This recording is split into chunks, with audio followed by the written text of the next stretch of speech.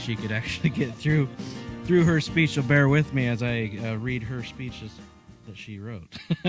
So good morning. My name is Corey Hillebo. As I said, this is my mom, Sue, and my dad is back there, Scott. We farm north of Polk City in Polk County with Jake and my younger brother, Austin. Mom is also a United States Postal Service clerk in Johnston. They have used Easter Seals and Camp Sunnyside services for almost 30 years now. This is because their first son, Jacob, was born with Sturge-Weber syndrome. Sturge-Weber is really not well known, but it can range from as mild as just a small port wine facial birthmark and no mental aspects to complete immobility and great effects on physical and mental capacities. Jake falls somewhere in the middle of those two extremes. Jake is fairly high functioning and he is mobile on his own. He can verbalize some words and can do some sign. Doctors told my parents when Jake was just a baby that he would probably not live very long and not walk. The first 2 years of his life were the toughest on my parents. It's because they were in and out of the hospital because Jake had frequent, intense seizures.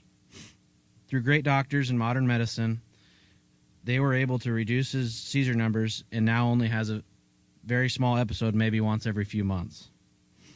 Jake has not only outlived the doctor's expectancies at 33 years old, but he has thrived. He still lives at home with my parents, and he loves to be around the farm. Jake jumps at any opportunity to be outside, ride on the Ranger, hop in the tractor with my brother or I, or even get up in the combine to ride with Dad for a few hours. When it's not so nice outside, Jake enjoys movies, sports, particularly football and baseball and his beloved Iowa State Cyclones teams, or just going shopping and being out in the community. Jake receives respite and life club services through Easter Seals here at Camp Sunnyside. 1 week in a month, Jake participates in respite services from Friday evening until Sunday afternoon. This is like what I would describe as a weekend getaway at camp. Jake gets to participate here in activities such as swimming, horseback riding, boating, fishing, dancing, singing, campfires, and many more.